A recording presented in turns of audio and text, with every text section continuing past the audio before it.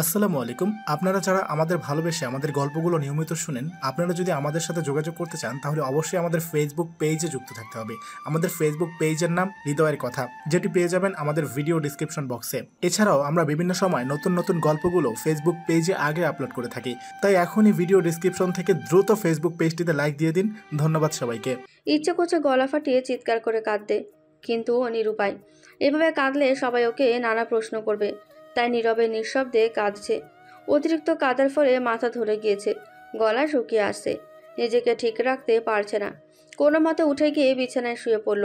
কখন যে ঘুমিয়ে পড়েছে তার ঠিক নেই। দরজার কড়া আঘাতে সাথীর ঘুমে ব্যাঘাত ঘটল।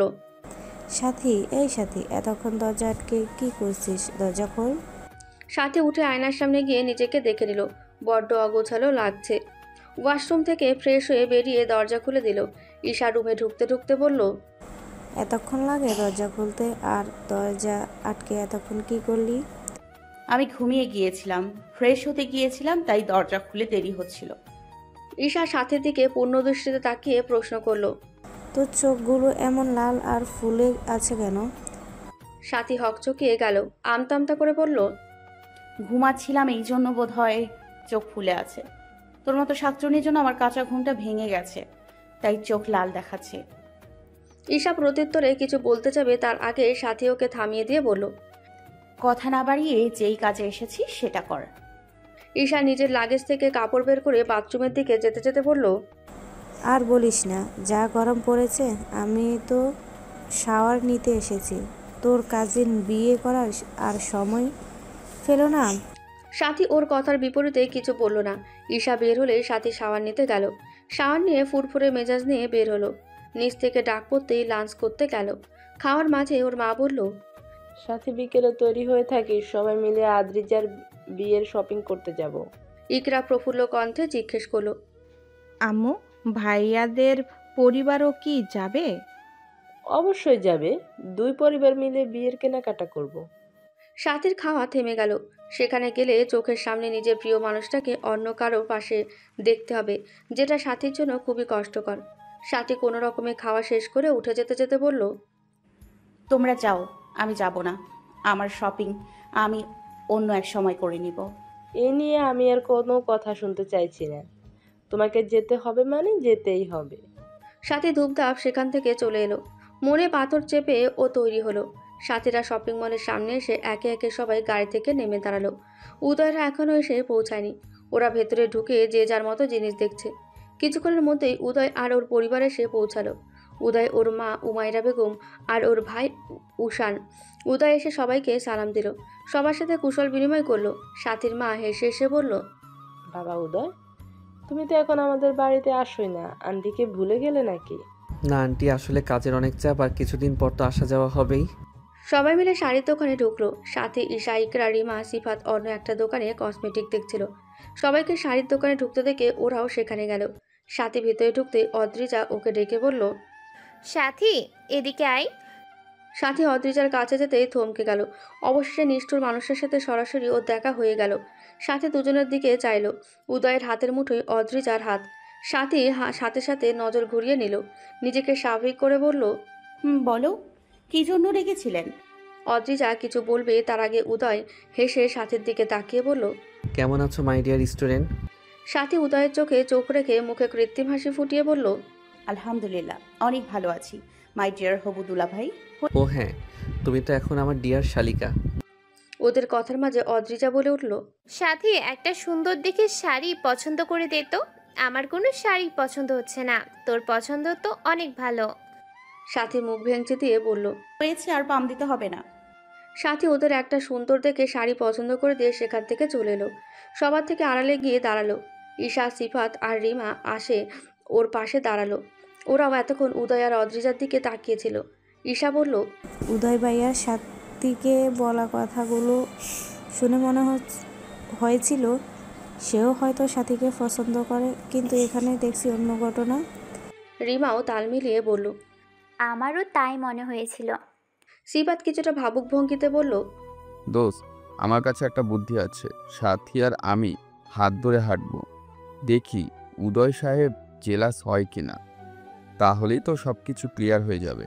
সাথী নিশ্চল কণ্ঠে বলল, যার মনে আমার জন্য সামান্যতম অনুভূতি নেই সে যে জেলাস হবে এটা ভাবা সম্পূর্ণ বোকামি ছাড়া আর কিছুই না। সবাই একসাথে বলে উঠল, কিন্তু চেষ্টা করতে কি সমস্যা কোথায়? সিফাত সাথীর হাত ধরে টেনে নিয়ে গেল। ওকে একটা টুলে বসিয়ে দোকানদারকে বলল সুন্দর সুন্দর শাড়ি দেখাতে। সিফাত শাড়িগুলো সাথীর গায়ে রেখে রেখে দেখছিল। একটা নেভি ব্লু রঙের কাতান শাড়ির দিকে ওর চোখ আটকে গেল। সাথীর মাথায় সেটা ঘোমটার মতো করে দিয়ে বলল, মাশাল্লাহ, তোর গায়ে তো শাড়িটা অনেক সুন্দর লাগছে। আমার মনে হচ্ছে শাড়িটা যেন তোর জন্যই বানানো হয়েছে। সাথী বিপরীতে কিছু বলল না। ও তো জানে নিষ্ঠুর মানুষটার মনে ওর জন্য কোনো অনুভূতি নেই, থাকলে নিশ্চয়ই ওকে এতটা অবহেলা করতো না। কিন্তু ও তো অপর পাশের ব্যক্তির মনের খবর জানে না। অপর পাশের মানুষটা জ্বলে পুড়ে খাক হয়ে যাচ্ছে ওর পাশে সিফাতকে দেখে। এই যে সিফাত ওর হাত ধরেছে, ওর জন্য শাড়ি দেখছে, সেটা আবার ওর মাথায় দিয়ে ও প্রশংসাও করছে। মানুষের মন চাচ্ছে সিফাতকে মেরে ভর্তা বানিয়ে ফেলতে।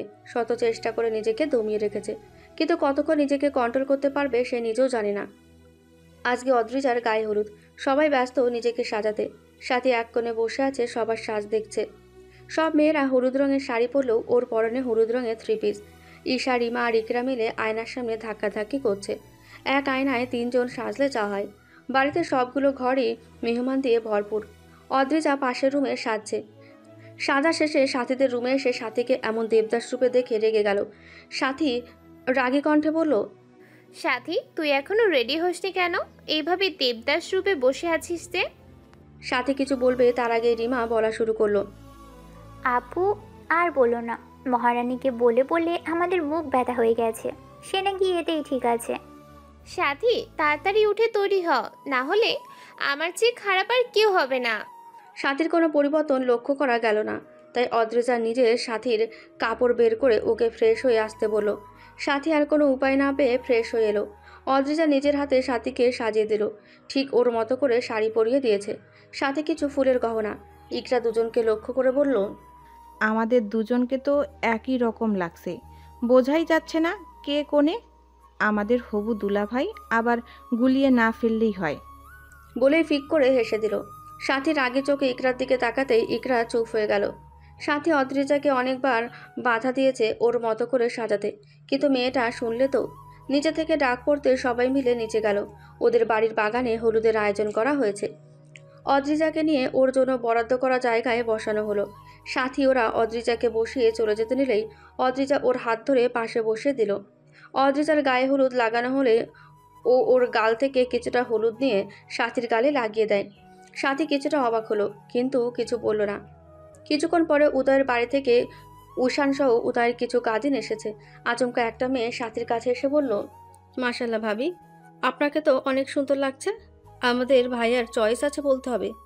সাথী মেয়েটার কথা শুনে ভরকে গেল, নিজেকে সামলে নিয়ে বলল, আপনার ভাবি আমি না, আমার বোন। মেয়েটা জিভে কামড় দিয়ে বলল, দুঃখিত। সাথী সেখান থেকে উঠে গেল।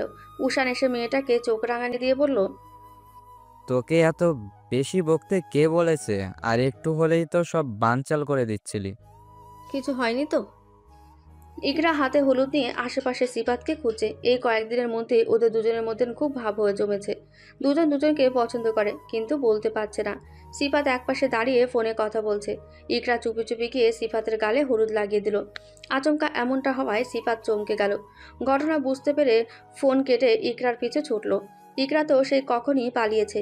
ইকরার সামনে আর সিফাত ওর পেছনে ছুটছে। ইকরা মাঝে মাঝে পিছু ফিরে তাকাচ্ছে, সাথে মুখে লেগে আছে হাসি। সেই হাসিতেই যেন সিফাত ঘায়েল হয়ে যাচ্ছে। অপরদিকে রিমা আর পিয়াস দুজন ঝগড়া করছে, কে কাকে আগে হলুদ লাগাবে। পিয়াস বলছে সে লাগাবে, রিমা বলছে সে আগে লাগাবে।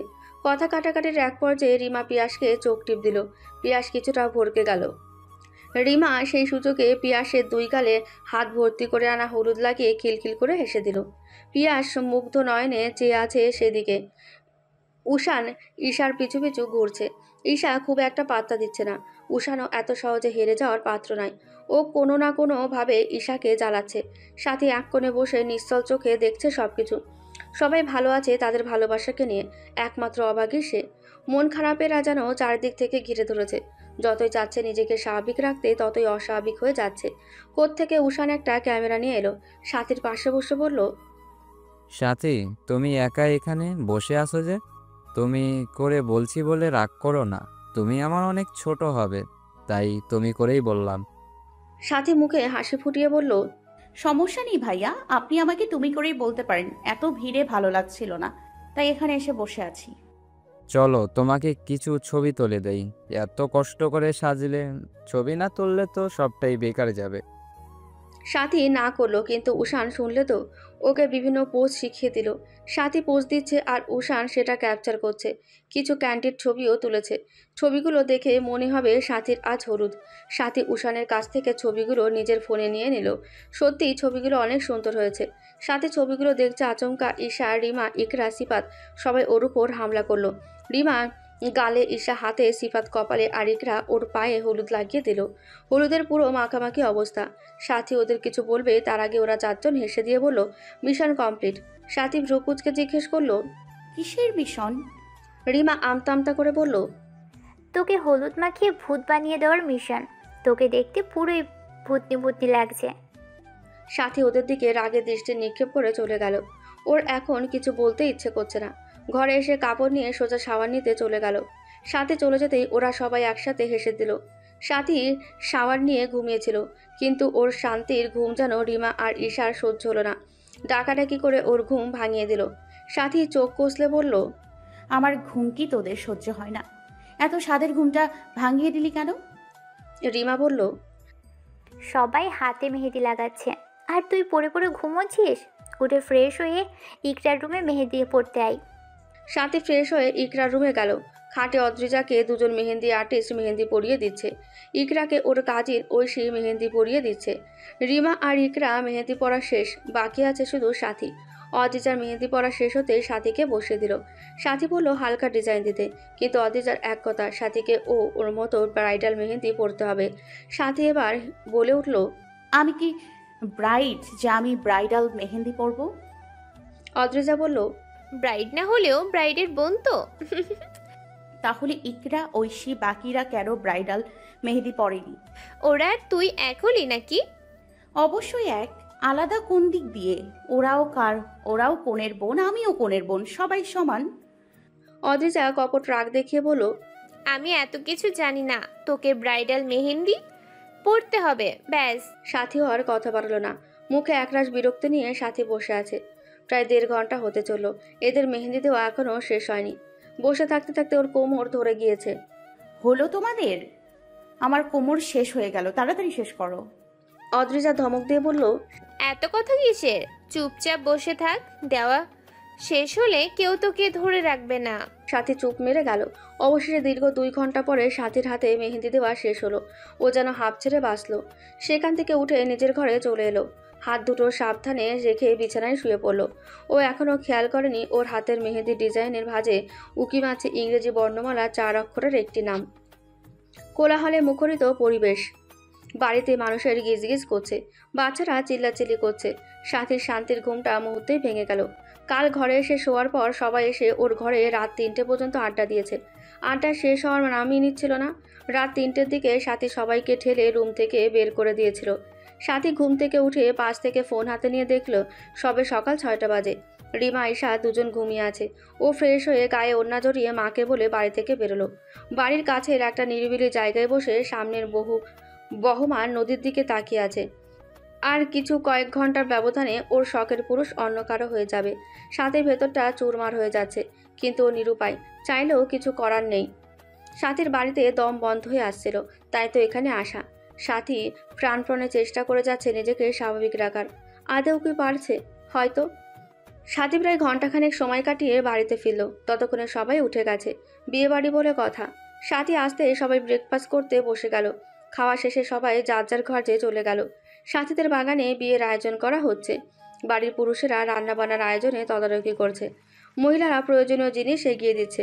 বাচ্চারা হই হুল্লোড় করছে। সবার মাঝেই খুশি ছোঁয়া। খুশি নেই শুধু একজনের মনে, মিথ্যা হাসি ঝুরিয়ে রেখেছে মুখে। অদ্রিজাকে সাজাতে বসেছে। সাথী দূর থেকে দাঁড়িয়ে দেখেই চলে এলো। সাথী সিফাতে দেওয়া শাড়িটা পরলো, ম্যাচিং চুড়ির সাথে মুখে হালকা সাজ। ওকে দেখতে সিম্পলের মধ্যে গর্জিয়াস লাগছে। শাড়িটাতে ওকে অনেক সুন্দর মানিয়েছে।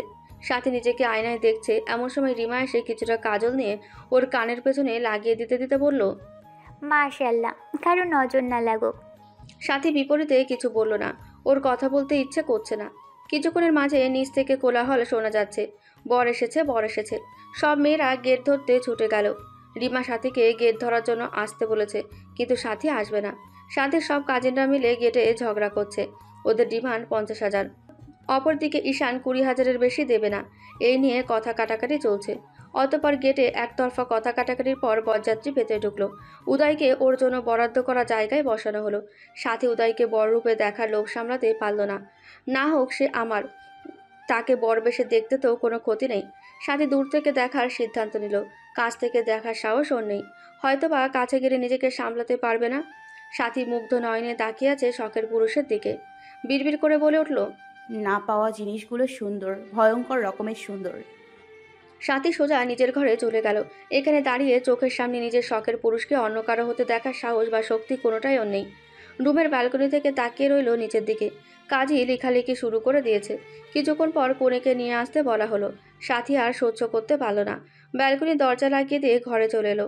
এতক্ষণ এত প্রচেষ্টায় আটকে রাখা কান্না মুহূর্তেই বেরিয়ে এলো।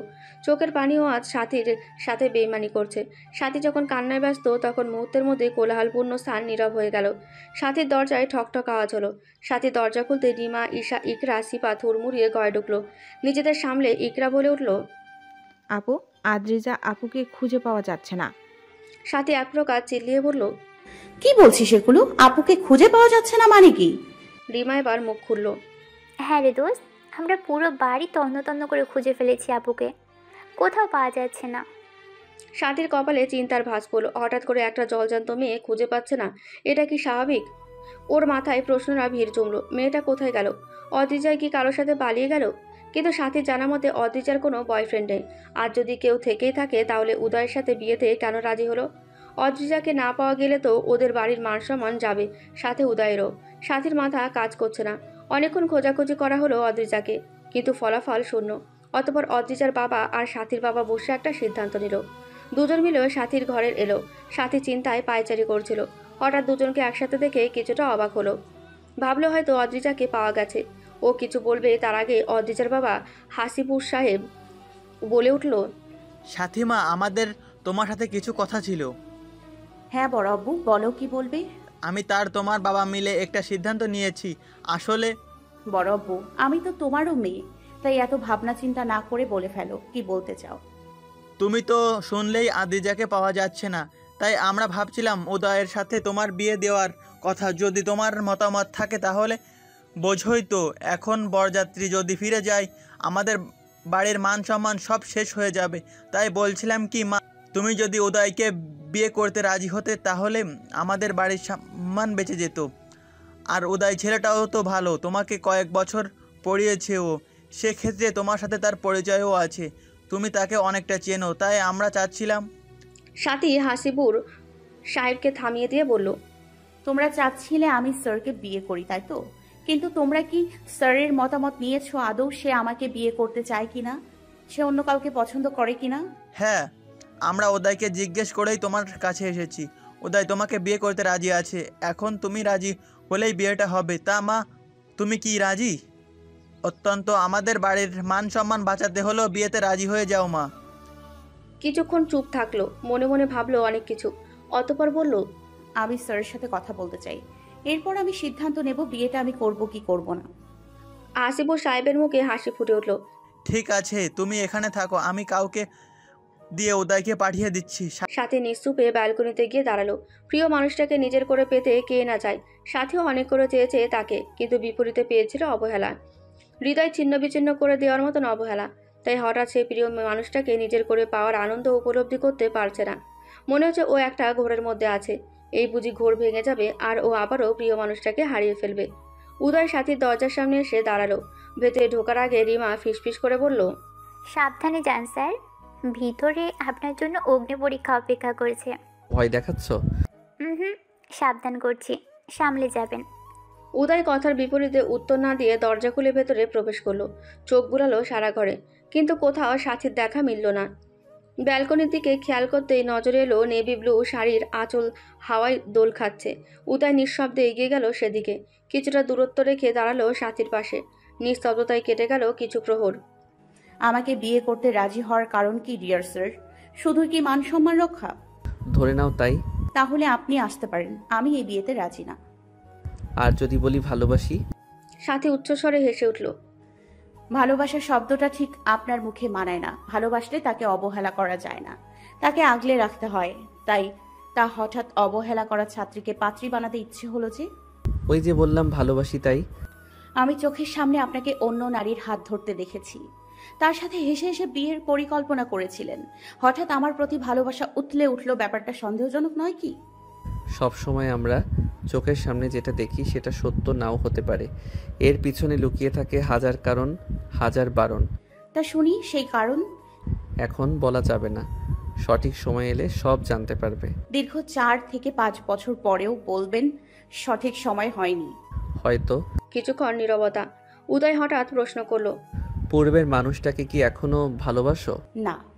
উদয় চট করে বলল, তোমার হাতের মেহেদি সাক্ষী তুমি তাকে ভালোবাসো কিনা? সাথী নিজের হাতের মেহেন্দির দিকে নজর দিল। মেহেদির ডিজাইনের মাঝে ভেসে আছে ইংরেজি 4 অক্ষরে লেখা একটি নাম, উদয়। সাথী চমকালো, ওর হাতে উদয়ের নাম কখন লেখা হলো, আর কেউই বা লিখলো? ভেবেও কোনো উত্তর পেল না। সাথী বিছানায় গিয়ে বসলো। উদয় ওর পায়ের কাছটায় বসে ওর হাত দুটো নিজের হাতের মুঠোয় নিল। সাথী অন্যদিকে ফিরে বলল, উঠুন। হুম, আমি উঠবো না। যতক্ষণ না তুমি আমাকে বিয়ে করতে রাজি হচ্ছ ততক্ষণ আমি এখানেই বসে থাকবো। সাথী কিছুক্ষণ ভাব ধরলো। শখের পুরুষকে নিজের করে পাওয়ার সুযোগ কয়জন পায়? সাথী যেহেতু ভাগ্যের জোরে হারাতে হারাতে পেয়েছে, সেই সুযোগটা হাতছাড়া করবে না। আগে মানুষটাকে নিজের কাছে লিখে নেবে, তারপর কড়াই গন্ডায় উসুল করবে তাকে দেওয়া অবহেলাগুলো। সুদে আসলে সব কিছু ফিরিয়ে দেবে। ভালোবাসে বলে এক চুল পরিমাণ ছাড়ও দেবে না। সেভাবেই কেটে গেল কিছু মুহূর্ত। উদয় এখনও সাথীর হাত ধরে বসে আছে। নাছরবান্দা সে। আমি রাজি। উদয় মুহূর্ত ব্যয় না করে উঠে সাথীকে জড়িয়ে ধরল। এক মুহূর্তের ব্যবধানে ছেড়ে দিয়ে বলল, তুমি থাকো, আমি সবাইকে আমাদের বিয়ের আয়োজন করতে বলে আসি। সাথী যেন হতভম্ব হয়ে গেল। মুহূর্তের ভেতর কি থেকে কি হয়ে গেল সবকিছু ওর মাথার ওপর দিয়ে গিয়েছে।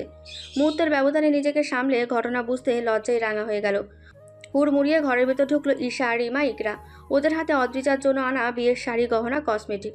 ঘণ্টাখানেকের মধ্যে 3 জন মিলে সাথীকে বউরূপে সাজিয়ে ফেলো। সাথী আয়নায় নিজেকে দেখছে। লাল টকটকে বেনারসি, 2 হাতে মুঠো ভর্তি চুড়ি, গলা জুড়ে সোনার হার, মুখে অল্প বিস্তর প্রসাধনীর ছোঁয়া। এতে যেন সাথীকে পরিপূর্ণ লাগছে। ঈশা, রিমা, ইকরা মুগ্ধ নয়নে চেয়ে আছে সাথীর দিকে। মেয়েটাকে বিয়ের সাজে এতটা সুন্দর লাগবে ওরা ভাবতেই পারেনি। রিমা কাজল নিয়ে সাথীর কানের পেছনে লাগিয়ে দিল। মাশাল্লাহ দোস্ত, তোকে বিয়ে সাজে অনেক সুন্দর লাগছে। ঈশা পাশ থেকে বলল, আজকে জিজু তোর থেকে চোখে সরাতে পারবে না। ইকরা বলল, আপু তোমাকে অনেক সুন্দর লাগছে, একদম লাল টুকটুকে বউ লাগছে। সাথী ওদের কথায় লজ্জার চাদরে মুড়িয়ে যাচ্ছে। হঠাৎ সব লজ্জারা যেন ওকে ঘিরে ধরলো। সেই মুহূর্তে উদয় হলো সিফাত। ও কিছুক্ষণ সাথীর দিকে চেয়ে সাথীর হাত ধরে বলল, আমার এত সুন্দর একটা বান্ধবীকে অন্য কেউ বিয়ে করে নিয়ে যাবে, আমি সেটা মানতে পারছি না। দোস্ত চল, তুই আর আমি পালিয়ে যাই। সাথী সিফাতের পিঠে ধাম করে কিল বসালো। শয়তান ছেলে। সিফাত পিঠে হাত দিয়ে চেহারায় ব্যথাতুর ভাব এনে বলল, এজন্যই কারো ভালো করতে নেই। সাথীর আগে ফুঁসে উঠে বলল, তোকে কেউ বলছে ভালো করতে? সিফাত কিছু বলবে তার পূর্বে নিচে থেকে সাথীকে নিয়ে যাওয়ার জন্য ডাক পড়ল। রিমা সাথীর মাথায় সুন্দর করে ওড়না পরিয়ে দিল। সাথীকে এক পাশ থেকে ঈশা আর অন্য পাশে রিমা ধরে নিচে নামাচ্ছে। ইকরা আর সিফাত ওদের পেছন পেছনে আসছে। সাথী নামতেই ওর আম্মুর সামনে পড়ল। শায়লা বেগম মেয়েকে দেখে আবেগে আপ্লুত হয়ে গেলেন। সাথীর মুখের উপর থেকে ওড়না সরিয়ে কপালে চুমু খেলেন। সুখী হও মা। সাথীকে নিয়ে উদয়ের সামনে ঠিক বরাবর বসানো হলো। সাথী মাথা নিচু করে নিচের দিকে তাকিয়ে আছে। কাজী পুনরায় বিয়ে পড়ানো শুরু করলো। হাফিজুর সাহেব, শায়লা বেগম দুজনেই মেয়ের পাশে এসে দাঁড়ালেন। এরকম একটা সময়ে প্রতিটি মেয়ে তার বাবা মাকে পাশে চায়। কাজী সাহেব বলে উঠলেন, বলো মা কবুল। সাথীর কলিজা কেঁপে উঠল। স্মৃতিতে ভেসে উঠল স্বপ্নের সেই ভয়াবহ দৃশ্য। কিন্তু বাস্তব ঘটনা অন্য। সাথী নিজেকে সামলে নিল। বাবা মায়ের দিকে তাকালো। দুজনের থেকে সম্মতি পেয়ে বলে দিল, কবুল। উদয়কে কবুল বলতে বলা হলে ও বুক ভরে শ্বাস নিল। অতঃপর বলে উঠল, কবুল কবুল কবুল। চারিপাশে সবাই আলহামদুলিল্লাহ বলে উঠল। সবাই নব দম্পতির জন্য দোয়া চেয়ে মোনাজাত হলো। মোনাজাত শেষে সাথীকে উদয়ের পাশে বসানো হলো। উদয় ঘোমটা উঠিয়ে তার নববিবাহিত বউকে দেখল। কিছুটা এগিয়ে অথর জুড়ে ছুঁয়ে দিল সাথীর কপাল। সাথী চোখ বুজে আবেশে অনুভব করলো শখের পুরুষের থেকে পাওয়া প্রথম হালাল স্পর্শ। শিহরণ বয়ে গেল ও শরীর জুড়ে। উদয় সরে গিয়ে পুনরায় দৃষ্টিপাত করলো সাথীর মুখশ্রীতে। সাথী তীর্যক চোখে চেয়ে আছে উদয়ের পানে। এই চাহনি উদয়ের হৃদয় এফোর ওফোর করে দিচ্ছে। ওরা দুজন যখন নিজেদের নিয়ে ব্যস্ত, তখন সামনে থেকে কেউ একজন বলে উঠল, অভিনন্দন নবদম্পতি। তুমি? আকস্মাৎ অদ্রিজাকে দেখে সাথী অবাক হয়ে যায়। ফ্যালফ্যাল করে কিছু মুহূর্ত তাকিয়ে থাকে অদ্রিজার দিকে। সাথী অদ্রিজাকে দেখে অবাক হলেও বাকি সবাই তখন খিলখিল করে হেসে দেয়। সাথী এতে ভেবার জায়গায় খেয়ে যায়। ও কি এমন বলল যে সবাই হেসে দিল? আর অদ্রিজা যদি পালিয়ে গিয়ে থাকে, তাহলে সে এখানে কি করছে? ওর মাথায় ঘুরপাক খাচ্ছে নানা প্রশ্ন। তখন উদয় মুচকি এসে বলল, ধন্যবাদ অদ্রিজা। অদ্রিজা হেসে বলল, ধন্যবাদ দেওয়া লাগবে না ভাইয়া, আপনারা দুজন এত কিছুর পর এক হয়েছেন, এতেই আমি খুশি। পাশ থেকে রিমা, ঈশা, সিফাত, ঐশী, আশিক একসাথে বলে উঠল, আমরা যে এত কিছু করলাম। উদয় বলল, তোমাদের সবাইকেও ধন্যবাদ। সবাই পুনরায় বলে উঠল, আমরা ধন্যবাদ চাই না। তাহলে কি চাও তোমরা? আমরা ট্রিট চাই। ওকে ডান। সবাই একসাথে চিৎকার করে বলে উঠল, আমাদের বেস্ট দুলাভাই। সাথী চুপচাপ বসে আছে। ও ওদের কথার আগামাথা কিছুই বুঝতে পারছে না। বসে বসে ওদের কথা শুনে যাচ্ছে। অদ্রিজা সাথীর দিকে তাকিয়ে বলল, কিছুই বুঝতে পারছিস না? সাথী মাথা নেড়ে না বোঝালো। আবার সবাই একসাথে হেসে ফেলল। সাথী আবার রেগে গেল। রাগী কণ্ঠে বলল, আজব, সমস্যা কি তোমাদের? এভাবে হাসছো কেন? কিছু না বুঝলে বলবো না? অদ্রিজার দিকে তাকিয়ে বলল, তুমি না পালিয়ে গিয়েছিলে, তাহলে তুমি এখানে কিভাবে? আর তোমরা কি নিয়ে কথা বলছো আমি কিছুই বুঝতে পারছি না।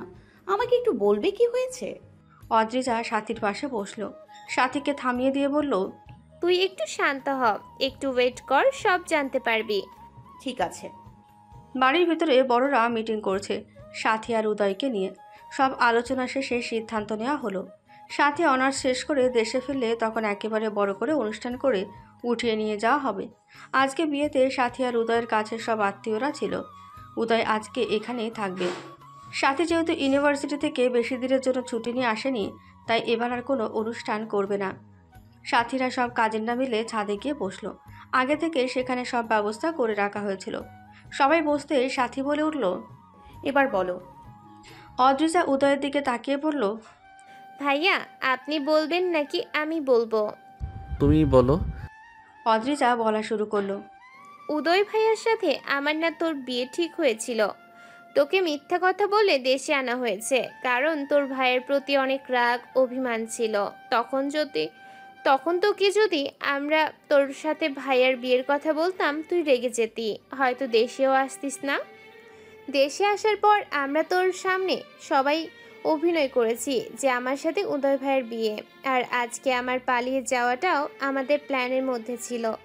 আমি কোথাও যাইনি, আমি ছাদে ছিলাম। আমরা প্ল্যান করেছিলাম আমি বিয়ের দিন পালিয়ে যাওয়ার অভিনয় করব। তখন বাবা আর ছোট বাবা মিলে তোকে বাড়ির সম্মান রাখতে বিয়ে করতে বলবে। তখন তুই বাড়ির সম্মানের কথা ভেবে হলেও বিয়েতে রাজি হবি, এবং সেটাই হয়েছে। সাথী যেন বাকরুদ্ধ হয়ে গেল। ওর পরিবারের সবাই ওর সাথে এমন করতে পারলো? ও কতটা কষ্টে ছিল সেটা কেউ বুঝলো না। সাথীর মনে এখনও কিছু প্রশ্ন আছে, তাই ও অদ্রিজাকে জিজ্ঞেস করলো, আমার সাথে যদি স্যারের বিয়ে ঠিক ছিল, তাহলে সেদিন শপিংয়ের সময় যে তোমরা দুজন হাত ধরে হাঁটছিলে? উদয় আর অদ্রিজা একসাথে হেসে দিল। অদ্রিজা সাথীর মাথায় গাঁটটা মেরে বলল, বোকা মেয়ে, সেটা আমরা অভিনয় করেছি। ভাইয়া তোর রিয়াকশন দেখতে চাচ্ছিল, তুই আমাদের দুজনকে একসাথে দেখে জেলাস হোস কি না তাই। সাথী ফোঁস করে নিঃশ্বাস ছাড়ল। তার পিছনে সবাই এত কিছু করে ফেললেও সে কিছুই বুঝতে পারল না। সাথী রিমা, ঈশা আর সিফাতের দিকে তাকালো। তোরাও সবটা জানতি? রিমা আমতামতা করে বলল, আসলে দোস্ত, আমরা প্রথম থেকে কিছুই জানতাম না। সেদিন শপিং থেকে আসার পর অদ্রিজা আপু আমাকে ডেকে নিয়ে সব বলেছিল, তাই আমরাও তোর সাথে অভিনয় করেছি দোস্ত। সরি দোস্ত, মাফ করে দিস। সাথীর চোখ থেকে আপনা আপনি পানি বলল। সবাই ওকে এভাবে ধোকা দিল। ও বিষয়টা মানতে পারছে না। ও নিজের চোখের পানি আটকাতে পারছে না। কাঁদতে কাঁদতে বলল, তোমরা সবাই খারাপ, সবাই। এই নিষ্ঠুর মানুষটা যেমন আমাকে কষ্ট দিয়েছে, তোমরা সবাই মিলে আমাকে সে একই কষ্ট দিলে। অতঃপর রিমা, ঈশা আর সিফাতের দিকে তাকিয়ে বলল, তোরাও আমার সাথে এমনটা করতে পারলি? তোরা তো সবটাই জানতি আমি এই মানুষটাকে কতটা ভালোবাসি। নিজের চোখের সামনে নিজের প্রিয় মানুষটাকে অন্য কারোর হতে দেখার কষ্ট কতটা। তোরা কি বুঝবি? তোরা সব কয়টা বেঈমান সবাই। সাথী কাঁদতে কাঁদতে নিচে চলে গেল। ওর পিছু পিছু সবাই গেল। সাথী নিজের রুমে গিয়ে দরজা আটকে দিল। সবাই দরজার বাইরে এসে দাঁড়ালো। রিমা, ঈশা, সিফাত সাথীর কাছে অনেকবার ক্ষমা চাইল, কিন্তু সাথী নিরুত্তর। ভেতর থেকে ওর কোনো সারা শব্দ পাওয়া গেল না। সবাই কিছুক্ষণ ওর দরজা ধাক্কালো, সাথী দরজাও খুলল না। মুহূর্তে সবার মন খারাপ হয়ে গেল। সত্যি তো, ওদের জন্য মেয়েটা কত কষ্টই না পেল। এছাড়া ওদের কাছে কোনো উপায়ও ছিল না। সাথী যে পরিমাণ একরোকা মেয়ে, ও উদয়ের সাথে ওর বিয়ের কথা শুনলে রেগে ফায়ার হয়ে যেত। সবাই অনেকক্ষণ ডাকাডাকি করে কোনো সারা শব্দ না পেয়ে চলে গেল। সাথী অঝরে কাঁদছে। সবাই মিলে ওর সাথে এমনটা না করলেও পারত। ও কতটা কষ্ট পাবে বা পেয়েছে সেটা কেউই ভাবেনি। প্রিয় মানুষটাকে অন্য কারে হতে দেখা মৃত্যু সমতুল্য। না যায় কিছু করা আর না যায় সহ্য করা। ও তিলে তিলে শেষ হয়ে যাচ্ছিল, আর সবাইকে না ওর সাথে অভিনয় করলো। সাথী কাউকে মাফ করবে না, কাউকে না। সাথী কিছুক্ষণ কেঁদে নিজেকে হালকা করলো, চোখে মুখে পানি দিল। এখন ওর কিছুটা হলেও ভালো লাগছে। অবশেষে ও নিজের ভালোবাসার মানুষটাকে জীবনসঙ্গী হিসেবে পেয়েছে। ওর সকল কষ্ট সার্থক হয়েছে। ওর মুখে সফলতার হাসি ফুটে উঠল। দরজা খুলে বাইরে বেরোলো। এখন ওর কফি খাওয়া দরকার, মাথাটা ব্যথা করেছে। সাথীকে বের হতে দেখে সবাই ওর সাথে কথা বলতে এলো, কিন্তু ও কাউকেই পাত্তা দিল না। রান্নাঘরে গিয়ে কফি বানিয়ে আবার ঘরে চলে এলো। রাতে খাবার খেতে ডাকা হলো। ও চুপচাপ উদয়ের পাশে ফাঁকা চেয়ারে বসে পড়ল। খাবার সময় হাসিবুর সাহেব বলল, সাথীমা, তুমি কি আমাদের ওপর রেগে আছো? সাথী মুখে হাসি ফুটিয়ে বলল, না বড় বাবা, আমি তোমাদের উপর রেগে নেই। তোমরা আমার অভিভাবক, তোমরা আমার জন্য যেটা ভালো ভেবেছো সেটাই করেছো, তাই আমি তোমাদের উপর রেগে নেই। হাসিবুর সাহেব আর হাফিজুর সাহেবের মন থেকে যেন পাথর সরে গেল। তারা ভেবেছিল সাথী হয়তো তাদের সাথে রাগ করবে, কিন্তু সাথীর কথায় দুজনই খুশি হলো। খাবার সময় আর কোনো কথা হলো না। সাথী খেয়ে নিজের রুমে চলে গেল। কিছুক্ষণ পর রিমা, ঈশা আর অদ্রিজা মিলে উদয়কে সাথীর রুমের সামনে নিয়ে এলো। উদয় বাইরে দাঁড়িয়ে আছে। তা দেখে ঈশা টিটকিরি মেরে বলল, কি দুলাভাই, ভিতরে যাচ্ছেন না যে? উদয় বিড়বিড় করে বলল, ভিতরে যে আমার জন্য জম অপেক্ষা করছে, কাছে গেলেই আমি শেষ। কিছু বলবেন দুলাভাই?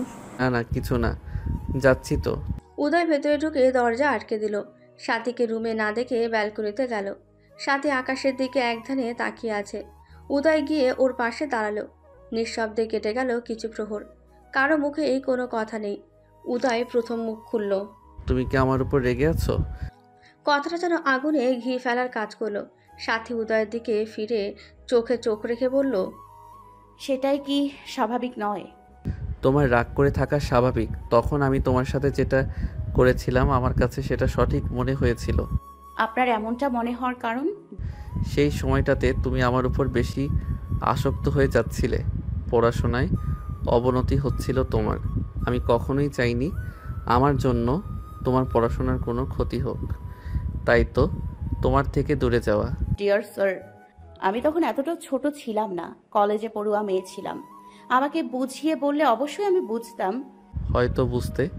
সাথী উদয়ের চোখে চোখ রেখে বলল, আপনি আমাকে প্রতিনিয়ত জ্বালিয়ে পুড়িয়ে কি মজা পান? আমি তোমাকে জ্বালিয়ে পুড়িয়ে খাঁটি সোনা বানাতে চাই, যাতে থাকবে না কোনো খাদ, যে চকচক করবে আমার ভালোবাসায়। নিকশ কালো আধারে ঢাকা পৃথিবী। পরিবেশে নেই কোনো কোলাহল। নিস্তব্ধ পরিবেশে নিঃশব্দে ব্যালকনি দাঁড়িয়ে আছে উদয় আর সাথী। দুজনের মাঝে হচ্ছে না কোনো বাক্য বিনিময়। সাথী মুগ্ধ চোখে চেয়ে আছে চাঁদের পানে, আর উদয় মুগ্ধ দৃষ্টিতে তাকিয়ে আছে তার সদ্য বিবাহ করা বধূর পানে। মেয়েটার মুখটা যেন মায়ার আদলে সৃষ্টি। উদয় সেথা হতে চোখ ফেরাতে পারছে না। নিজেকে হারিয়ে ফেলছে প্রেয়সীর মায়াবী চোখে। সে বারে বারে নিজেকে হারাতে চায় প্রেয়সীর মাঝে, কিন্তু প্রেয়সী যে তার সাথে নারাজ। সে কিভাবে ভাঙাবে প্রেয়সীর মান? ইচ্ছায় বা অনিচ্ছায় হলেও সে মেয়েটাকে অনেক কষ্ট দিয়ে ফেলেছে। যেভাবে হোক তাকে প্রেয়সীর মান ভাঙাতেই হবে। উদয় হাত ঘড়ির দিকে তাকিয়ে দেখলো রাত 2টো বেজে গিয়েছে। উদয় সাথীর দিকে কিছুটা এগিয়ে গেল। সাথী পিছিয়ে গিয়ে চিল্লিয়ে বলল, দূরে যান, আপনি আমার কাছে আসবেন না, অসভ্য লোক। আপনি আমাকে এতদিন অনেক কষ্ট দিয়েছেন, এখন আপনার পালা। উদয় করুণ চোখে চেয়ে বলল, এরকম কথা বলে না বউ, আল্লাহ পাপ দিবে। অনেক রাত হয়েছে, ঘুমাতে চলো। আপনার ঘুম পেলে আপনি গিয়ে ঘুমান, তাও আমার চোখের সামনে থেকে সরে যান। আপনাকে আমার সহ্য হয় না। এতটাও নিষ্ঠুর হয়েও না। আপনার চেয়ে কিছুটা হলেও কম আছি। উদয় কিছু বলার মতন ভাষা খুঁজে পেল না। মেয়েটাকে সে সত্যি অনেক কষ্ট দিয়ে ফেলেছে। নিঃসুপে চলে এলো ব্যালকনি থেকে। বিছানায় বসে ভাবছে কিভাবে প্রিয়সীর মান ভাঙাবে। ভালো তো সেও বাঁচত, শুধু প্রকাশ করেনি, রেখেছে নিজের মনের মাঝে। ভাবনায় কেটে গেল অনেকটা সময়। উঠে ব্যালকনিতে গেল। সাথী দেওয়ালের সাথে হেলান দিয়ে ঘুমিয়ে আছে। সারাদিনের ক্লান্তিতে নেতিয়ে পড়েছে মেয়েটা। উদয় সাথীকে সাবধানে কোলে তুলে নিল, ঘরে এনে বিছানায় শুয়ে দিল। খুব সাবধানে সাথীর গায়ের গহনাগুলো খুলে ফেলল। ঘরের বাতি নিভিয়ে দিয়ে ড্রিম লাইট জ্বালিয়ে দিল। চেয়ার টেনে বসলো সাথীর পাশে। নিষ্পলক তাকিয়ে রইল প্রিয়সীর পানে। ডিম লাইটের আলোয় প্রিয়সীর সৌন্দর্য আরও কয়েক গুণ বেড়ে গিয়েছে। দীর্ঘ 3টে বছর প্রিয়সীকে না দেখে কাটিয়েছে। আজ সারা রাত ভরে প্রিয়সীর মায়াবী মুখখানা দেখলেও যে 3 বছরের তৃষ্ণা মিটবে না। শেষবার যখন মেয়েটাকে দেখেছিল তখন সাথী ছিল কিশোরী, আর এখন প্রাপ্তবয়স্ক তরুণী। আগের চেয়ে মেয়েটা আরও সুন্দর হয়ে গিয়েছে। উদয় সাথীর দিকে তাকিয়ে থাকতে থাকতে একসময় বিছানায় মাথা রেখে ঘুমিয়ে পড়ে। সারা দিনে তার উপর দিয়েও অনেক ধকল গেছে। সকালে স্নিগ্ধতা ছড়িয়ে রয়েছে পরিবেশে। সাথীর ঘুম ভেঙে গেল। চোখ কষলে উঠে বসলো। নিজেকে বিছানায় দেখে অনেকটা অবাক হলো। পাশ ফিরতে চোখ পড়ল উদয়ের দিকে। বুঝে গেল তার বিছানায় আসার রহস্য। উদয় বেঘরে ঘুমাচ্ছে। সাথী ভেবে পায় না এভাবে কেউ ঘুমাতে পারে। মানুষটার ঘাড় ব্যথা করবে তো। উদয়ের সিল্কে চুলগুলো হাওয়ার তালে তালে দুলছে। সাথীর ইচ্ছে হলো চুলগুলো ছুঁয়ে দিতে, কিন্তু মানুষটা যদি উঠে যায় তখন লজ্জায় পড়তে হবে। পরক্ষণে ভাবল, উঠলে উঠবে, পরপুরুষ তো আর না। তার 3 কবুল পড়ে বিয়ে করা স্বামী। সাথী হাত বাড়িয়ে ছুঁয়ে দিল উদয়ের সিল্কের চুলগুলো। কিছুক্ষণ চুলের মাঝে হাত বুলিয়ে চুলগুলো এলোমেলো করে দিয়ে উঠে পড়ল। গায়ে এখনও বিয়ের শাড়ি। দ্রুত শাড়ি পরিবর্তন করা প্রয়োজন। এক সেট 3 পিস নিয়ে ওয়াশরুমে ঢুকে পড়ল। সাথী ওয়াশরুমের দরজা লাগাতেই উদয় সোজা হয়ে উঠে বসল। এতক্ষণ সে জেগেই ছিল। ওর ঘুম খুবই হালকা, তাই সাথী যখন ওর চুলে হাত দিয়েছে তখনই ওর ঘুম ভেঙে গিয়েছিল। কিন্তু প্রিয়সীর ছোঁয়া অনুভব করার জন্য এতক্ষণ ঘুমের ভান ধরেছিল। ঘাড় নাড়াতে ঘাড়ে ব্যথা অনুভব করলো। হাত দিয়ে ম্যাসেজ করা শুরু করলো। খট করে খুলে গেল ওয়াশরুমের দরজা। উদয় সেদিকেই তাকালো। সাথী বেরিয়ে এলো। ওকে দেখে মনে হচ্ছে সদ্য গোসল করে বেরিয়েছে। মুখে লেগে আছে পানির ফোঁটা। মেয়েটাকে অনেক স্নিগ্ধ লাগছে উদয়ের নিকট। গলদেশেও কিছুর পানির অস্তিত্ব টের দেখা যাচ্ছে। উদয় নিজেকে কেমন বেসামাল অনুভব করলো। নজর ফিরিয়ে নিল। সাথী নিজেতে মগ্ন ছিল। উদয়ের ধ্যান তার মাথা থেকে বেরিয়ে গিয়েছিল। সামনের দিকে দৃষ্টি ফেলতেই লক্ষ্য করলো উদয়কে হাত দিয়ে ঘাড় ম্যাসাজ করছে। সাথী হাতের টাওয়াল ব্যালকনিতে শুকাতে দিয়ে এসে মেডিসিনের বক্স থেকে মুভ বের করে উদয়ের সামনে ধরল। উদয় দেখেও না দেখার ভান করে অন্যদিকে ফিরে গেল। সাথীর রাগ হচ্ছে।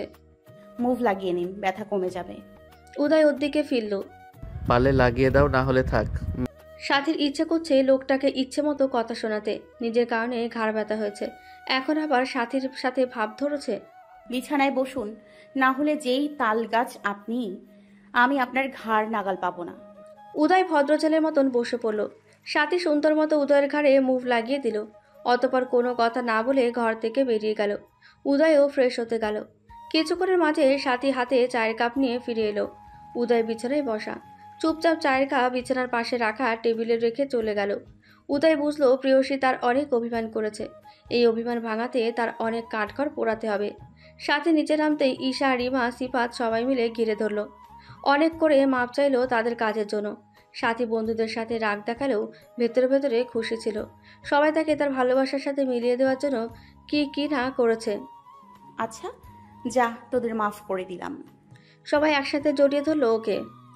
আরে সবাই মিলে এভাবে জড়িয়ে ধরলে আমি তো দম আটকে মরে যাব। সাথীকে ছেড়ে দিয়ে সবাই হেসে ফেলল। উপর থেকে সবটাই দেখলো উদয়। সবার প্রতি দেওয়া হলেও তার ক্ষেত্রে সাথী খুবই নির্দয়। এই যে সবাইকে মাফ করে দিল আর তার সাথে রাগ দেখাচ্ছে, অভিমান করে আছে, ঠিকভাবে কথা বলছে না, দেখলেই মুখ ঘুরিয়ে চলে যাচ্ছে। খাবারের জন্য ডাক পড়তে সবাই খেতে বসলো। খাওয়ার মাঝে সবাই উদয়ের কাছে আবদার করলো বিকেলে ঘুরতে নিয়ে যেতে। উদয়ও বাক্য ব্যয় না করে রাজি হয়ে গেল। খাওয়া শেষে সবাই উদয়কে নিয়ে আড্ডায় বসলো। সাথী মা চাচিদের রান্নায় সাহায্য করতে রান্নাঘরে গেল। বিকেলে সবাই মিলে তৈরি হচ্ছে। সাথী যেতে চাচ্ছিল না, কিন্তু সবাই মিলে জোর করায় রাজি হলো। সাথী লাল জামদানি শাড়ি পরে আয়নার সামনে বসে সাজগোজ করছে। উদয় কিছু কাজে বাইরে গিয়েছিল। রুমে ঢুকতে লাল শাড়ি পরা তার লাল টুকটুকে বউয়ের দিকে চোখ আটকে গেল। মুখ থেকে অস্পষ্ট স্বরে বেরিয়ে এলো, মাশাআল্লাহ। উদয় নিজের কাপড় নিয়ে ওয়াশরুমে চলে গেল। উদয় বেরোতে সাথী আর চোখে তাকালো। উদয়ের পরনে কালো শার্ট, কালো প্যান্ট। শ্যাম পুরুষের সৌন্দর্যে সাথী পুনরায় বিমোহিত। সাথীর সাজা সে এখন শুধু কাজল পরা বাকি। উদয় এগিয়ে ড্রেসিং টেবিলের সামনে এলো। ঘড়ি নিয়ে হাতে পড়তে পড়তে সাথীর দিকে পূর্ণ দৃষ্টিতে তাকালো। সাথীর নজর কাড়া সৌন্দর্যে সে বারে বার হারিয়ে যাচ্ছে। ওর এখন ইচ্ছে করছে বউকে বুকের মাঝে লুকিয়ে রাখতে। ওর এত সুন্দর বউ নিয়ে বাইরে বের হলে কত কত ছেলেরাই না তাকাবে। তখন যে উদয়ের কলিজা পুড়বে।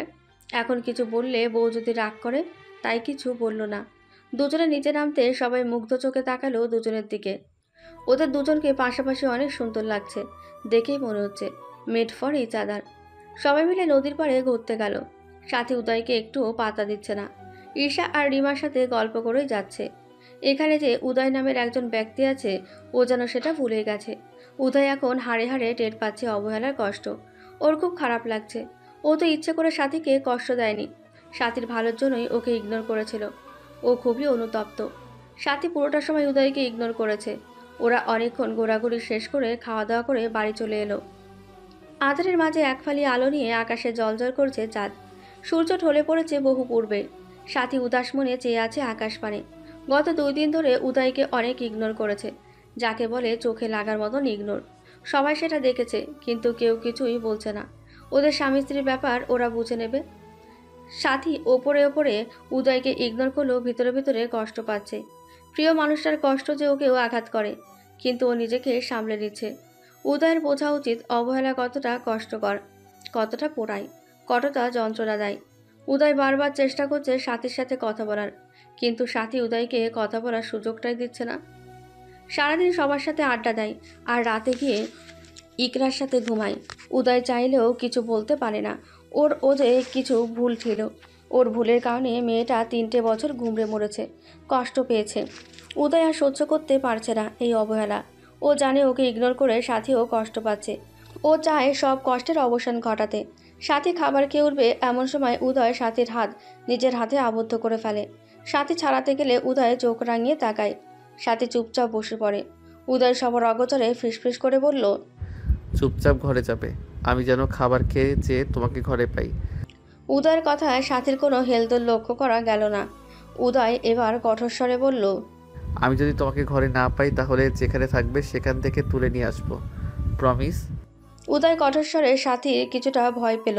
এই লোক যা বলে তাই করে, একে দিয়ে ভরসা নেই। না হলে দেখা যাবে ইকরার ঘর থেকে সবার সামনে তুলে নিয়ে আসবে। বিষয়টা নিঃসন্দেহে সাথীর জন্য খুবই লজ্জাজনক হবে। তাই চুপচাপ উঠে সোজা নিজের ঘরে চলে এসেছে। কিছুক্ষণের ব্যবধানে উদয় ঘরে এলো। ও আরও আগেই চলে আসতো। খাওয়া শেষে সবাই ধরেছে গল্প করার জন্য। অল্প কিছু সময় ওদের সাথে আড্ডা দিয়ে বাহানা দিয়ে চলে এসেছে। তার বউ যা রাগী, দেখা যাবে দেরি করে আসার জন্য গাল ফুলিয়ে বসে আছে। তখন আবার আরেক ঝামেলা। সব মিটমাট করতে সে উল্টো ঝামেলা তৈরি হয়ে যাবে। উদয় সারা ঘরে কোথাও সাথীকে না পেয়ে বুঝলো তার বউ ব্যালকনিতে আছে। উদয় ব্যালকনিতে এসে দেখে সাথী নিত্যদিনের মতন আকাশের দিকে তাকিয়ে আছে। ও ভেবে পায় না আকাশে এমন কি আছে যা সাথী এত মনোযোগ দিয়ে দেখে। সাথীর পরনে কালো 3 পিস, খোলা চুলগুলো বাতাসের ঝাপটায় উড়ছে। উদয়ের নেশা লেগে যাচ্ছে বউয়ের সৌন্দর্যে। নিজেকে সামলে সাথীর পাশে গিয়ে দাঁড়ালো। আকাশের দিকে তাকিয়ে কি দেখো? উদয়ের কণ্ঠে সাথীর ধ্যান ভাঙল। কিছু না, বলুন কি বলবেন।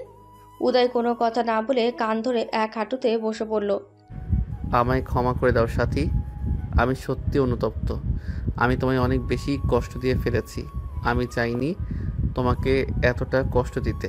আমি তো চেয়েছিলাম যেন তুমি আমার দিকে না ঝুঁকে পড়াশোনায় মন দাও, তোমার সুন্দর একটা ভবিষ্যৎ হোক। তোমার ভালো চাইতে গিয়ে আমি তোমাকে কষ্ট দিয়ে ফেলেছি, কিন্তু বিশ্বাস করো তোমাকে অবহেলা করে আমিও সুখে ছিলাম না। আমিও তোমার দহনে পড়েছি বারংবার। আমি তোমায় প্রমিস করছি আমি আর কখনো তোমায় কষ্ট দিব না, তোমায় রানী বানিয়ে রাখবো আমার মনের রাজ্যে। একটাবার আমাকে সেই সুযোগটা দাও। সাথীর চোখ থেকে অশ্রু ঝরছে। দুঃখের অশ্রু নয়, এ যে সুখের অশ্রু। সাথী উদয়ের হাত কান থেকে ছাড়িয়ে নিল, হাত ধরে উঠিয়ে দাঁড় করালো, ঝাঁপিয়ে পড়ল উদয়ের প্রশস্ত বুকে। উদয় হঠাৎ আক্রমণে ভড়কে গেলেও নিজেকে সামলে নিল, নিজের দু হাতে জড়িয়ে ধরল প্রিয়সীকে। সাথী নিজের ভেতরে থাকা সমস্ত মান অভিমান উজাড় করে দিচ্ছে। উদয় নীরবে আগলে নিচ্ছে প্রিয়সীর মান অভিমান। সাথী কন্ত্রণরত অবস্থায় বলা শুরু করলো, আপনি মানুষটা খুব খারাপ, নিষ্ঠুর, নির্দয়, পাষাণ একটা মানুষ। আপনি আমাকে অনেক কাঁদিয়েছেন, অনেক। আপনি সেদিন আমার কল কাটার পর আমার শরীর কাঁপুনি দিয়ে জ্বর এসেছিল। জ্বরের ঘোরে আমি হাত বাড়িয়ে বারবার আপনাকে খুঁজতেছিলাম, কিন্তু আপনি আসেননি, উল্টো আমাকে ভাসিয়ে দিয়েছিলেন অবহেলার সাগরে। আপনি তখন আমার ভালো চেয়েছিলেন, কিন্তু আমাকে না। উদয়ের চোখেও পানি। ও ভাবতে পারেনি মেয়েটা ওর জন্য কতটা কষ্ট পাবে। ও যদি খুনাক্ষরেও তখন বুঝতে পারত, তাহলে নিজেও এতটা কষ্ট পেত না, সাথে প্রিয়সীকেও কষ্ট দিত না, আগলে রাখতো ভালোবাসায়। কিন্তু ও তখন এতটাই কাঁদা ছিল যে ওর মাথায় তখন বিষয়গুলো আসেনি। সাথী থেমে পুনরায় বলা শুরু করলো, কিন্তু বিশ্বাস করুন, আমি আমার সেই ভালো চাই না, যেই ভালোতে আমি আপনাকে পাশে পাবো না। কিন্তু আফসোস, আপনি সেটা বুঝলেন না। উদয় বুঝলো তার প্রিয়সী তার প্রতি ভালোবাসা প্রখর। উদয় নিজেকে ধন্য মনে হচ্ছে, মনে হচ্ছে ও পৃথিবীর সবচেয়ে সুখী ব্যক্তি। প্রিয়সীর মাথায় অদর ছুঁয়ে দিল, সাথীকে নিজের থেকে ছাড়িয়ে নিয়ে ওর হাতে হাত রাখলো। এই তোমার হাতে হাত রেখে আমি তোমাকে কথা দিলাম, জীবনে কখনো কোনো কষ্ট তোমাকে ছুঁতে দিব না। আগলে রাখবো আমার ভালোবাসার চাদরে মুড়িয়ে নিব তোমায়। এতদিনের দেওয়া অবহেলা, কষ্ট, মান অভিমান সমস্ত কিছু মুছে দিব আমার এক বুক ভালোবাসা দিয়ে। উদয় পুনরায় জড়িয়ে নিল। দুজনের মাঝে নিস্তব্ধতা, একে অপরকে জড়িয়ে আছে আবেশে। সাথী কোনো কথা বলল না, একই ভঙ্গিতে লেপ্টে রইল উদয়ের বুকে। উদয়ের ঘড়ির দিকে তাকাতেই দেখলো ঘড়িতে রাত 1টা বেজে গেছে। সাথীকে ছেড়ে দিয়ে বলল, অনেক রাত হয়েছে, ঘুমাবে, চলো। সাথী অস্বস্তিতে পড়ে গেল। উদয়ের সাথে একই বিছানায় ঘুমাবে ভাবতে ও শরীরে কাটা দিল। ও ভেতরে অন্যরকম অনুভূতি হচ্ছে। আমতামতা করে বলল, আপনি যান, আমি আসছি। উদয় সাথীর অস্বস্তি বুঝতে পারল, তাই কথা না বাড়িয়ে চুপচাপ গিয়ে ঘরে চলে এলো। সাথী আরও 10 মিনিট পর ঘরে এলো। ও ভেবেছে উদয় হয়তো ঘুমিয়ে গিয়েছে। ও ঘরে ঢুকে দেখলো ঘরের লাইট বন্ধ আর ড্রিম লাইট জ্বালানো। উদয় খাটের ডান পাশে শুয়ে আছে। সাথী নিঃশব্দে হেঁটে গিয়ে খাটের বাম পাশে একেবারে কোনায় গুটিসুটি মেরে শুয়ে পড়ল। কিছুক্ষণের মধ্যেই ঘুমিয়েও গেল। উদয় সাথীর ভারী নিঃশ্বাসের শব্দে চোখ খুলল। ও এতক্ষণ ঘুমের ভান ধরেছিল। চোখ মেলে সাথীকে খাটের কোনায় দেখে হাত বাড়িয়ে নিজের কাছে এলো। কিছুক্ষণ চেয়ে রইল মুগ্ধ দৃষ্টিতে, অতঃপর সাথীকে আষ্টে পৃষ্ঠে জড়িয়ে ধরল। নিজেও পাড়ি জমালো ঘুমের দেশে। সকালের মিষ্টি রোদের আলো চোখে পড়তে সাথীর ঘুম ভেঙে গেল। চোখ খুলে নিজেকে আবিষ্কার করলো কারো বাহুবন্ধনে আবদ্ধ অবস্থায়। ভালো করে তাকাতে চোখের সামনে ভেসে উঠল উদয়ের মায়াবী মুখখানা। সাথী বারে বার নিজেকে হারিয়ে ফেলে মায়াবী মুখের মায়ের গহীনে। নিজের অবস্থান সম্পর্কে অবগত হতেই লজ্জায় মুখশ্রী লাল হয়ে গেল। দ্রুত নিজেকে ছাড়িয়ে নিতে চাইল উদয়ের বন্ধন থেকে, কিন্তু পারল না। উদয় খুবই শক্ত করে জড়িয়ে রেখেছে। দু হাতের সাহায্যে অনেকক্ষণ চেষ্টার ফলে নিজেকে ছাড়াতে সফল হলো। উদয় ঘুমে বিভোর। সাথী হাত বাড়িয়ে উদয়ের এলোমেলো চুলগুলো আরও এলোমেলো করে দিল। উদয়ের চুলগুলো ওর খুবই পছন্দ, দেখলে ইচ্ছে করে এলোমেলো করে দিতে। উঠে জানালার পর্দা টেনে দিল। গতকাল পর্দা দিতে ভুলে গিয়েছিল। অতঃপর উদয়ের মায়াবী মুখের দিকে তাকিয়ে মুচকে এসে ফ্রেশ হতে চলে গেল।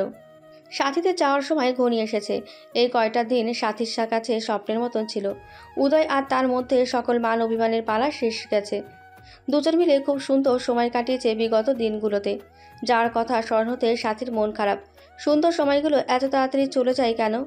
আগামীকাল বিকেলে সাথীদের ফ্লাইট। সকালে ওদের ঢাকার উদ্দেশ্যে বেরোতে হবে। বিকেলের দিকে সাথী ব্যালকনিতে দাঁড়িয়ে আছে। ওর খুব মন খারাপ। সবাইকে ছেড়ে যেতে একটুও ইচ্ছে হচ্ছে না, কিন্তু কিছু করার নেই, ওকে তো যেতেই হবে।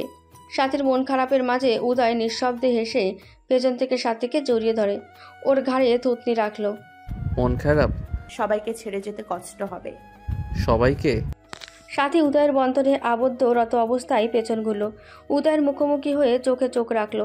হঠাৎ করে উদয়ের বুকে মাথা রেখে বলল, আপনাকে ছেড়ে থাকতে আমার অনেক কষ্ট হবে। বলে শব্দ করে কেঁদে ফেলল। উদয় ক্রন্দনরত প্রিয়সীকে আগলে নিল নিজের দু বাহুর মাঝে। উদয়ের ঠোঁটের করে মুচকি হাসি। মেয়েটা তাকে এতটা ভালোবাসে ভাবতেই মন আনন্দিত হয়ে ওঠে। মনে দোলা দেয় সুখের হাওয়া। উদয় সাথীর মাথায় হাত বুলিয়ে দিতে দিতে বলল, বোকা মেয়ে, তোমার সাথে তো আমার সব সময় ফোনে কথা হবে, আর মাত্র কিছু বছরের মধ্যে তো তুমি আমার কাছে ফিরে আসবে। মন খারাপ করে না। সাথীর কোনো হেলদোল দেখা গেল না, এক মনেই কেঁদে চলেছে। উদয় কিছুটা বিচলিত হলো। প্রেয়সীর কান্না বুকে রক্তক্ষরণ ঘটাচ্ছে। সাথীর মাথাটা ওর বুকে আরেকটু শক্ত করে চেপে ধরল। মাথায় এঁকে দিল ভালোবাসার পরশ। সকালে উদয়ের ঘুম আগে ভেঙে গেল। চোখ মেলে দেখলো সাথী ওকে জড়িয়ে ধরে আবেশে ঘুমাচ্ছে। মেয়েটার মুখের উপর কিছু ছোট চুল এসে বিরক্ত করছে। সাথী বিরক্তিতে কপাল কোঁচকে ফেলছে। উদয় হেসে দিল সাথীর এই কাণ্ডে। হাত বাড়িয়ে অগোছালো চুলগুলো কানের পেছনে গুজে দিল। কিছুক্ষণ একদৃষ্টিতে তাকিয়ে রইল প্রেয়সীর মায়াভরা মুখ পানে। আর কিছু ঘন্টার ব্যবধানে মেয়েটা তার থেকে দূরে চলে যাবে। উদয়েরও মন খারাপ, কিন্তু সেটা প্রকাশ করছে না। সাথী বায়না করেছিল দেশের ভার্সিটিতে ট্রান্সফার হওয়ার জন্য, কিন্তু উদয়কে সরাসরি মানা করে দিয়েছে। ও সাথীর পড়াশোনার সাথে কোনো আপোষ করবে না। গ্র্যাজুয়েশন কমপ্লিট করে তবেই সাথী বাংলাদেশে আসবে। ও যদি সাথীকে প্রশ্রয় দেয় তাহলে মেয়েটা মাথায় চড়ে বসবে। তাই তো নিজের মধ্যে থাকা কষ্ট নিজের মধ্যে চাপা দিয়ে রেখেছে। এই যে মেয়েটা তার প্রশস্ত বুক জুড়ে ঘুমিয়ে আছে। মেয়েটা চলে গেলে উদয়ের বুকে যে শূন্যতা নেমে আসবে, হাহাকারে ভরে উঠবে এই মন। কিছুদিনের মাঝেই মেয়েটা ওর অভ্যাসে পরিণত হয়েছে। ওরও সাথীকে যেতে দিতে ইচ্ছে করছে না। ইচ্ছে করছে মেয়েটাকে মনের কুঠুরিতে বন্দি করে রাখতে। উদয় পুনরায় সাথীকে জড়িয়ে ধরে চোখ বুজে ফেলল। সাথীতে যাওয়ার সময় ঘনিয়ে এসেছে। সবাই লাগেজ নিয়ে ড্রয়িং রুমে এসেছে। ঈশা, সিফাত সবার থেকে বিদায় নিয়ে বাইরে চলে গেল। ওদেরও মন খারাপ। এতদিন সবার মাঝে থেকে সবাইকে অনেক আপন করে নিয়েছে। সিফাত নিজেকে সামলাতে পারলেও ঈশা কান্না করে দিয়েছে। সাথী ওর মা আর বোনের থেকে বিদায় নেওয়ার কত সময় কেঁদে দিয়েছে। উদয়কে সামলে নিয়েছে। যেহেতু খুলনা থেকে ঢাকার দূরত্ব অনেকটাই, তাই উদয় যাবে ওদের এয়ারপোর্টে ছেড়ে দিতে। গাড়িতে বসে সাথী আর ঈশা কাঁদছে। সিফাত ঈশাকে থামাচ্ছে। উদয় সাথীর মাথা নিজের বুকের মাঝে চেপে ধরল। এটা ওটা বলে ওর মন ভালো করার চেষ্টা করলো। কিছুটা সফল হলো। প্রিয় মানুষের থেকে সান্ত্বনা পেয়ে সাথীর মন খারাপ কিছুটা কমলো। সাথীরা সময়ের কিছুটা আগেই চলে এসেছে, তাই বসে বসে অ্যানাউন্সমেন্টের অপেক্ষায় বসে আছে। অ্যানাউন্সমেন্ট করা হলে সাথীরা নিজেদের লাগেজ হাতে উঠে দাঁড়ালো। ঈশা সিফাত উদয়ের কাছ থেকে বিদায় নিয়ে চেকিংয়ের দিকে এগোলো। উদয় শেষবারের মতন প্রেয়সীকে আলিঙ্গন করলো। কিছুক্ষণ নীরবে জড়িয়ে রাখলো দুজন দুজনকে। উদয় সাথীকে ছেড়ে সময় নিয়ে প্রেয়সীর ললাটে এঁকে দিল ভালোবাসার পরশ। কিছু উপদেশমূলক বাণী শোনালো। সাথী উদয়ের থেকে বিদায় নিয়ে চেকিংয়ের দিকে চলে গেল। উদয় এক দৃষ্টিতে তাকিয়ে রইল প্রেয়সীর যাওয়ার দিকে। সাথী একবার পেছন ফিরে উদয়ের দিকে তাকিয়ে মুচকি হাসি দিল। উদয় সেই হাসিতে নিজেকে হারিয়ে ফেলেছে। দেখতে দেখতে সাথী উদয়ের দৃষ্টিসীমার বাইরে চলে গেল। উদয় এক বুক হতাশা নিয়ে বাড়ি ফিরে এলো। সময়ের স্রোতে কেটে গিয়েছে কয়েকটা বছর। সাথী আর উদয়ের মধ্যে ভালোবাসা দিন দিন বেড়েই চলেছে। দুজনের মধ্যে যোজন যোজন দূরত্ব, তবুও যেন তারা একে অপরের কত কাছে। এতটা দূরে থেকেও সাথীর মন খারাপ পেয়ে তার পাশে সবসময় উদয় ছিল। পাশে না থেকেও সবসময় চেষ্টা করেছে সাথীকে হ্যাপি রাখার। ঈশা, সিফাত আর সাথী তিনজনের বন্ধুত্ব আরও গভীর হয়েছে। আজকে সাথীদের কনভোকেশন সেরেমনি। অবশেষে সাথীর পড়াশোনার পাঠ চুকল। সাথী আজ অনেক খুশি। খুব তাড়াতাড়ি সে তার প্রিয় মাতৃভূমি এবং প্রিয় মানুষের কাছে ফিরে যেতে পারবে।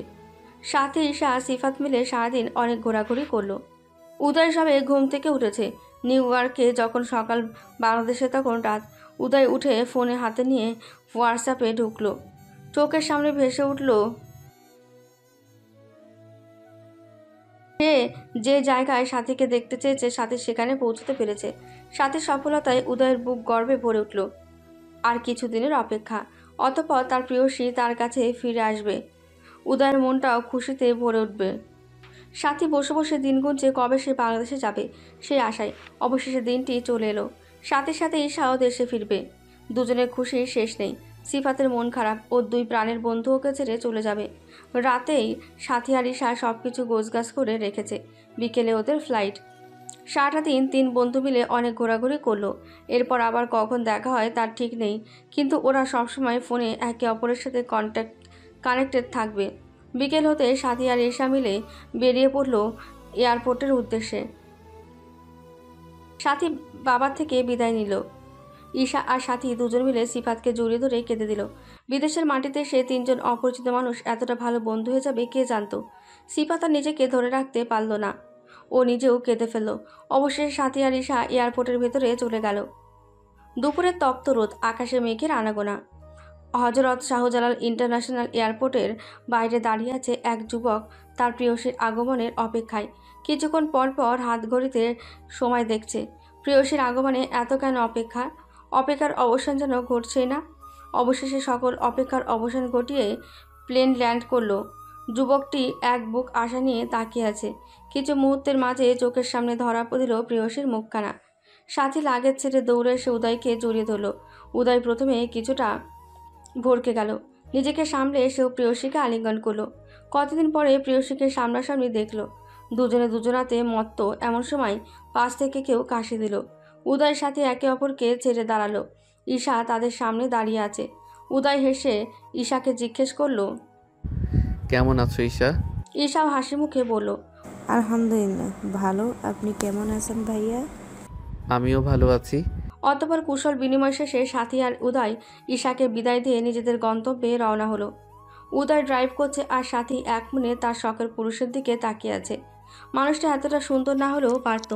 এতটা সুন্দর না হলে সাথী নামক রমণী তার প্রেমেতে এতটাও মজত না। উদয় মাঝে মাঝে সাথীর দিকে তাকাচ্ছে। কি দেখছো এত মনোযোগ দিয়ে? আপনাকে আমাকে দেখার মাঝে কিছু আছে বুঝি? আছে, আপনাকে দেখার মাঝে আমার এক আকাশ সম প্রশান্তি আছে। উদয় শব্দ করে হেসে ফেলল, সাথে হেসে উঠল সাথীও। এভাবে খুনসুটিতে মেতে উঠল দুজন। গোধূলি বিকেলে নদীর ধারে মাতাল হাওয়া, কপত কপতিদের মেলা চারিপাশে। উদয় আর সাথী হাতের ভাঁজে হাত রেখে হাঁটছে। সাথীর পরনে নীল শাড়ি, হাত ভর্তি নীল চুড়ি, চোখে কাজল, মুখে হালকা প্রসাধনীর চাপ। সব মিলিয়ে উদয়ের কাছে সাথীকে নীল নীল নীলাঞ্জনা লাগছে। উদয়ের পরনে নীল পাঞ্জাবি, সাদা পায়জামা, দুজনে ম্যাচিং করে পড়েছে। সাথী দাঁড়িয়ে পড়লো এক জায়গায়। জায়গাটা নিরিবিলি, চারপাশে খুব একটা মানুষ নেই। উদয় সাথীকে পেছন থেকে জড়িয়ে ধরল। সাথীর কানের কাছে মুখ নিয়ে ফিসফিস করে বলল, পরিশেষে তুমি আমার। সব কিছু শেষে তুমি শুধু আমারই হবে, শুধুমাত্র আমার হয়েই থাকবে চিরকাল। আমি শুধু এবং শুধুমাত্র আপনার, ডিয়ার স্যার। অতঃপর পেছন ফিরে উদয়ের চোখে চোখ রেখে বলল, আপনিও শুধু আমার। উদয় ঠোঁটের করে মুচকি হাসি ফুটে উঠল। দুজন এক দৃষ্টিতে চেয়ে আছে একে অপরের পানে। নয়নে নয়ন রেখে হলো কিছু অব্যক্ত কথার বিনিময়। উদয় সাথীকে ছেড়ে সাথীর হাতে হাত রেখে সামনের দিকে এগিয়ে গেল। পেছনে রেখে গেল কিছু ভালোবাসার মুহূর্ত।